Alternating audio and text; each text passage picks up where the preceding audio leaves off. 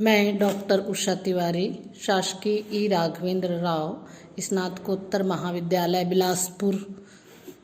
आज हम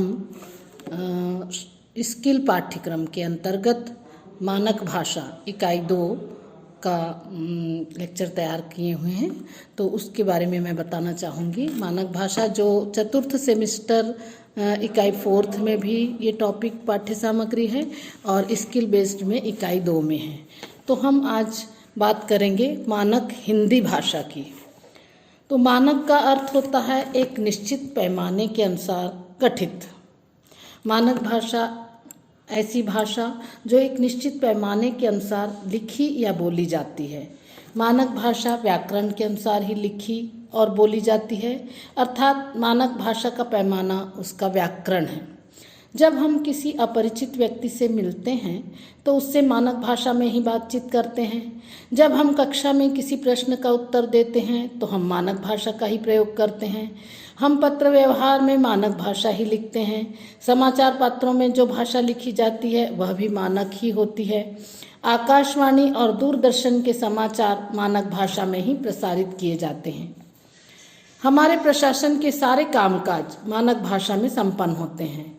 कहने का आशय यह है कि मानक भाषा हमारे बृहत्तर समाज सांस्कृतिक स्तर को आपस में जोड़ती है और हम उसी के माध्यम से एक दूसरे तक पहुंचते हैं। मानक भाषा हमारी बात दूसरों तक ठीक उसी रूप में पहुंचाती है जो हमारा आशय होता है। अतः मानक भाषा सर्वमान्य भाषा होती है, वह व्याकरण सम्मत होती है और उसमें निश्चित अर्थ संप्रेषित करने की क्षमता होती है। अर्थात हम अपने भावों और विचारों को दूसरों तक संप्रेषित करने के लिए मानक भाषा का प्रयोग करते हैं। गठन और संप्रेषण एक रूपता उसका सबसे बड़ा लक्षण है। मानक भाषा के विभिन्न नाम हैं। मानक भाषा को कई नामों से पुकारते हैं। इसे कुछ लोग परिनिष्ठित भाषा कहते हैं और कई लोग साधु भाषा भी कहते हैं। इसे नागर भाषा भी कहा जाता है। अंग्रेजी में इसे स्टैंडर्ड लैंग्वेज कहते हैं। मानक भाषा का अर्थ हुआ वह भाषा जो किसी माप अर्थात पैमाने के अनुसार गठित हो। मानक हिंदी भाषा के लक्षण बताएंगे। यह जिज्ञासा हो सकती है कि मानक भाषा बनती कैसे है या किसी बोली को मानक रूप मिलता कैसे है। कोई भाषा अपने सीमित क्षेत्र या बोलने वालों की सीमित संख्या को छोड़कर जब बृहत्तर समाज में पहुंचती है और उसके द्वारा स्वीकार कर ली जाती है तो एक तरह से मानक भाषा के बनने की प्रक्रिया शुरू होती है। कभी कभी कोई एक क्षेत्र या उसके बोलने वाले महत्वपूर्ण हो जाते हैं।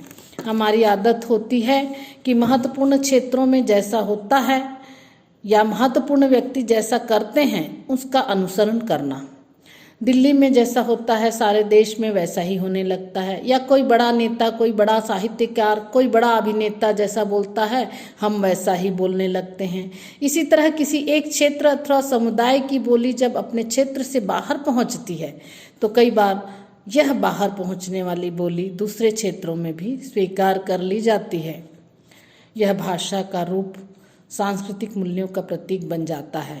धीरे धीरे इस भाषा रूप की शब्दावली, उसका व्याकरण, उसके उच्चारण का स्वरूप निश्चित और स्थिर हो जाता है और इसका प्रसार और विस्तार पूरे भाषा क्षेत्र में हो जाता है।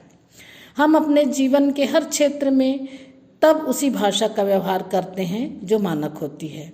उसी में बातचीत करते हैं, उसी में पत्र व्यवहार करते हैं, उसी में भाषण देते हैं, उसी में कविता, कहानी इत्यादि लिखते हैं और उसी में अपना कार्य करते हैं या कामकाज करते हैं। फिल्मों में भी उसी भाषा में बनती है, यही भाषा में बनती है। दूरदर्शन में भी इसी भाषा का प्रयोग होता है और समाचार पत्रों में भी इसी भाषा का व्यवहार होता है। संविधान में यह भाषा राजभाषा के रूप में स्वीकार कर ली गई है। कहने का अर्थ यह है कि हमारे औपचारिक, सांस्कृतिक, प्रशासनिक और शैक्षिक जीवन में सारे कार्यक्रम या वार्तालाप इसी भाषा के द्वारा संपादित किए जाते हैं। आज हिंदी भी एक मानक भाषा है, अर्थात जहाँ जहाँ हिंदी लिखी या पढ़ी जाती है या पढ़े लिखे लोग उसका व्यवहार करना चाहते हैं तो इस बात का ध्यान रखा जाता है कि वह व्याकरण सम्मत हो। और उसका व्याकरण वही हो जो सर्वमान्य है। हिंदी सदैव से मानक भाषा नहीं रही है। उसका मूल ढांचा दिल्ली के आसपास की बोली का है। दिल्ली और उसके आसपास के क्षेत्र में अभी भी एक बोली के रूप में बोली जाती है, जिसे हम मानक हिंदी में कहेंगे।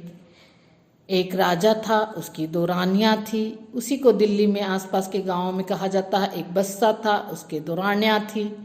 तो दूरदर्शन की बुनियाद नामक श्रृंखला में पात्र जो हिंदी बोलते थे वह मानक हिंदी में न होकर हिंदी या पंजाबी रूप है।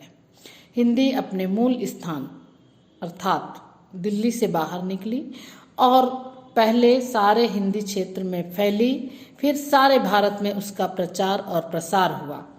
यह अनेक राजनीतिक, सांस्कृतिक, प्रशासनिक कारणों से हुआ। यदि हम यह जानना चाहते हैं कि कोई हिंदी का मानक प्रयोग कैसा है अथवा नहीं, तो हम मैथिली शरण गुप्त, प्रेमचंद, प्रसाद, निराला, हजार प्रसाद बेदी या हरिशंकर परसाई की पुस्तकों को कसौटी पर हम देख सकते हैं। अब हम बात करेंगे मानक भाषा की आवश्यकता की। मानक भाषा के व्यापक क्षेत्र में फैलने और समाज द्वारा मान्य किए जाने आवश्यकता है, जो उसकी हम निम्न बिंदुओं पर कर सकते हैं। जैसे कि मानक होने के कारण इसका प्रयोग सामाजिक प्रतिष्ठा का प्रतीक बन जाता है।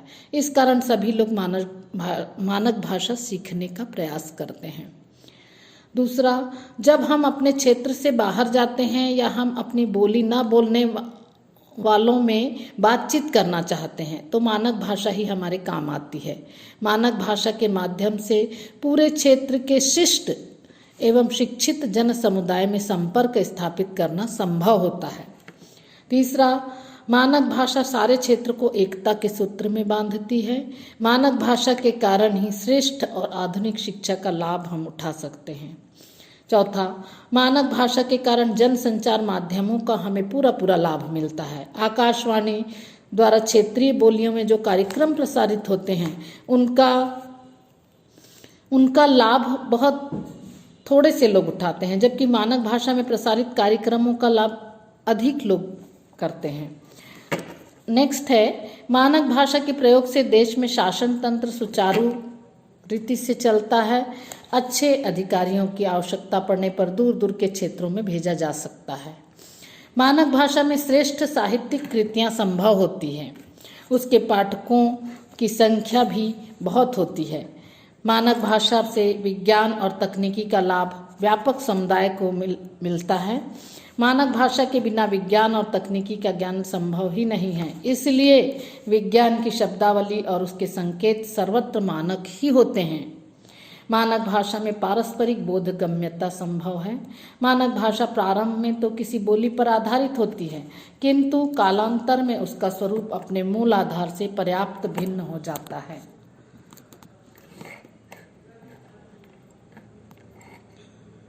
आधुनिकीकरण की प्रक्रिया और मानक भाषा पर पड़ने वाले विभिन्न प्रभाव की हम बात करते हैं, तो मानक भाषा जब अपने क्षेत्र से बाहर निकलती है तो उसे भिन्न भिन्न बोलियां बोलने वाले के संपर्क में आना पड़ता है। इन बोलियों को बोलने वाले मानक भाषा पर अपना प्रभाव डालते हैं और धीरे धीरे जो प्रभाव मानक भाषा के काम के होते हैं और उसे वे समृद्ध करते हैं और सर्वमान्य हो जाते हैं। जैसे हिंदी जब दिल्ली के आसपास के गांव से निकलकर बाहर पहुंचती है तो वह हरियाणा, उत्तर प्रदेश, मध्य प्रदेश, बिहार, राजस्थान, हिमाचल प्रदेश और दक्षिण भारत में भी पहुंची।